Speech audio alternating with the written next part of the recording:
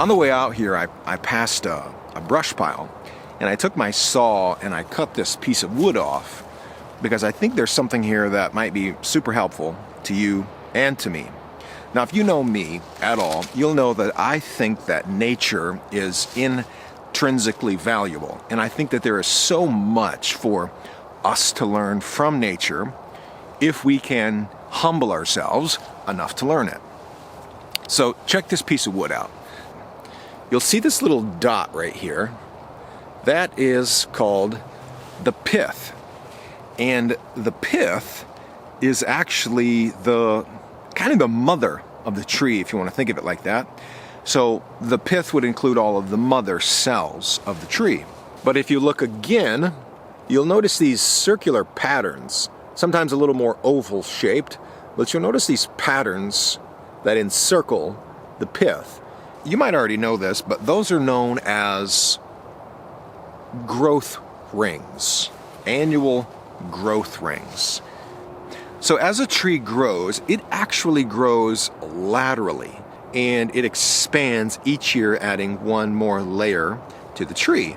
So if I wanted to determine the age of this tree, I would probably start right here at the pith at about maybe 3 years, and then I would start counting those rings outward. Now on a tree like this, it's actually not very pronounced. I cut this tree here behind me. There's a fallen pine here. That one's a little more pronounced. And what's pretty neat about this is that you can see the differences in the growth rings. So early in the year, when a tree is growing rapidly, in the springtime when a tree is growing rapidly, it's producing larger, more open cells, and so the wood is actually a lighter color. But as the tree begins to slow down towards the end of spring and into summer, the tree begins to slow down that growth. It starts to compact those cells, and so the wood becomes more dense, making it a darker color. So I'm certainly not a tree expert, but I'm pretty interested in the science of dendrochronology. Dendrochronology is this pretty cool thing where tree biologists, researchers, scientists, they will be able to determine certain events that took place just by studying the rings of a tree.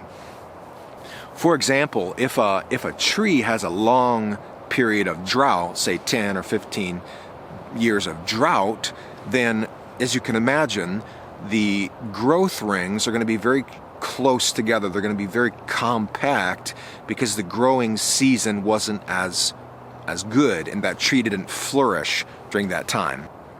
But if a tree has a really good growing season, then the lighter colored section of the tree ring, the annual ring, is going to be pretty wide. So if you look at a tree like this one here behind me, you could take this tree and you could go back 10 or 15 years, and you could trace those growth rings, and you could see that it had a few years where it didn't grow as fast.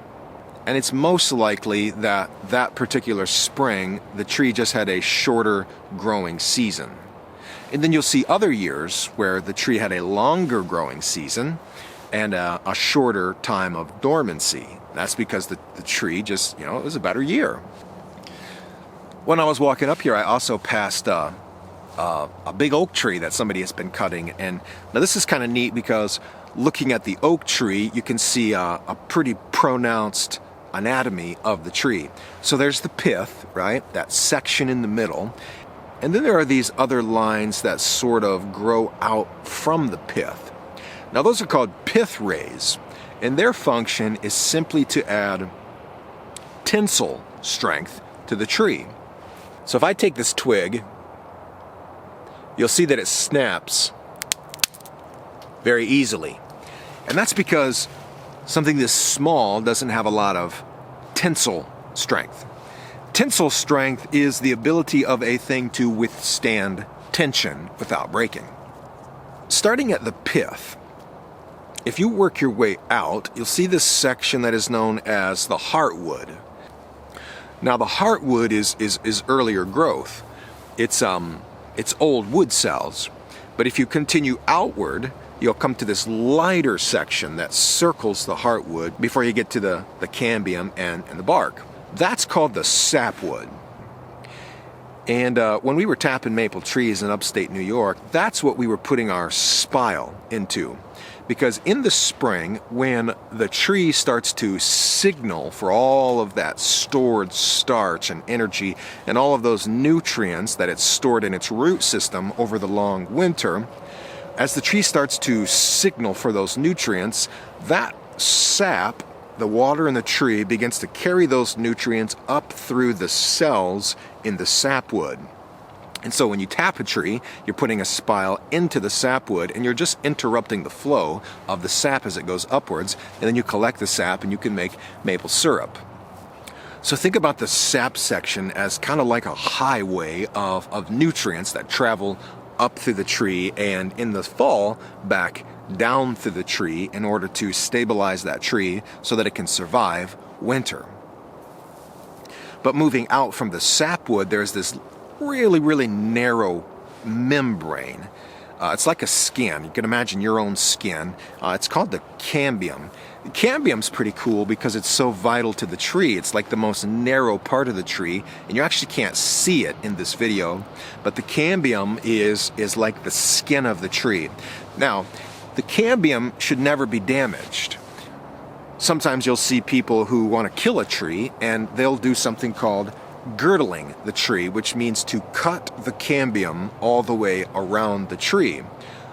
Maybe you could use chemicals or something else, but basically if you cut the cambium all the way around the trunk of the tree, then that tree is destined to die, because the cambium is what keeps that tree healthy. And then moving out past the cambium, there's a layer of inner bark, and then there is the outer bark. So on a young tree like this one, you'll see that the outer bark is very smooth, and that's simply because this tree hasn't grown enough to stretch that outer bark. But if you look at an older tree, you'll see the bark is kind of jagged, it's very stretched, it's sort of elongated. And that's because as the tree grows and it produces more cells, more annual growth rings, the bark has to facilitate the growth of the tree. And so it's obviously not going to be as smooth, it's going to be very jagged. So it's kind of fun to take all of this information and try to make some personal applications to your life. So, thinking again about the pith in the center of the wood being the mother of the tree, it is there and it produces the information, the data that is necessary to begin the tree's growth. This is kind of like our childhood in a way. And then as the heartwood begins to develop around the pith runs its course, and it actually dies because it's no longer necessary. And so as you continue this progression through life, your childhood runs its course and you move into the heartwood. But as you extend outward from there, you get into the sapwood, and the sapwood is the really productive period, because that's where all of the real growth is happening. And some people, maybe this is in their 20s, maybe it's in their 30s, but the real productive period. And then once you get past the cambium, that layer of cambium, you get into the inner and the outer bark, and the outer bark kind of gets, as it ages, it's very much like human skin, because it is stretched and it's expanded, and it's taken a lot of blows from life, and it starts to lose its vitality. So yeah, some of you watching this, you may be still in the early stages of development, and maybe you're still developing that heartwood. The only thing I can say to you is just develop good heartwood, because you're going to need that in the years to come. Maybe some people are doing in the really productive time, and maybe you're in the sapwood, and you're just really producing a lot of good growth, and you're communicating well, and you're transporting the proper nutrients to blossom and to be a beautiful thing. For you, just keep growing and try not to let anything interrupt the flow of nutrients. You understand what I'm saying? Try not to let anything cut off the nutritious flow in your life. And other people are maybe it's for you, maybe it's focusing on the cambium aspect, because the cambium, you see, if you girdle a tree, if you cut that cambium all the way around, then you kill the growth of that tree. And there may be some people in your life who are girdling you. You know, there might be some people who are cutting into your cambium layer, and so you can't produce the new cells that are necessary for growth, and you can't produce new bark to protect yourself. Well, maybe for you, it's a matter of taking those influences out of your life. And then again, there might be some of you who are reaching the end of life, and you know, your bark isn't as smooth as it used to be, and you're just kind of feeling worn out, you're feeling stretched out, and you're feeling a little bit beat up. Thank you for all of the years of growth. Now the rest of us are going to come along, and we're going to learn from your mistakes, and we're going to learn hopefully from your wisdom, and we are also going to one day be able to pass that wisdom on to the next generation. So anyway, yeah, I hope that you can take this whole video about trees and tree growth and all of these different aspects of a tree, and I hope that you can find a way to apply them to your own life. If you're anything like me, we hold that nature is inherently valuable, it's intrinsically valuable, and there is so much that we can learn from it if we're willing to be quiet long enough, and if we're willing to be humble and learn from something as lowly as a tree. But anyway, I've got to run, and I just want to thank you so much. Once again, it's always a pleasure to be able to do this. So, you know, as usual, thanks for the company.